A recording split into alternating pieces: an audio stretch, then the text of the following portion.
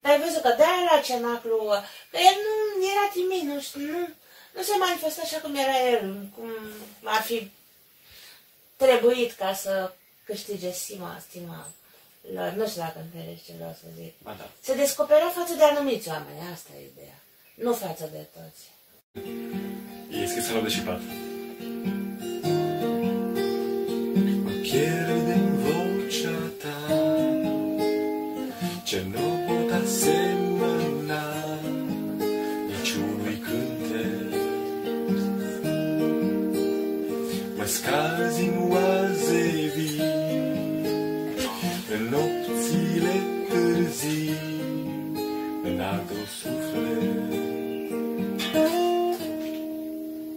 O, draga mea, ca o vrabie ai zburat și mi-ai lăsat scântei pe prispă. O, iubita mea, veritabil Phoenix, n-am vrut să-ți las aripa rănită. O, draga mea, ca o vrabie ai zburat și mi-ai lăsat scântei pe prispa.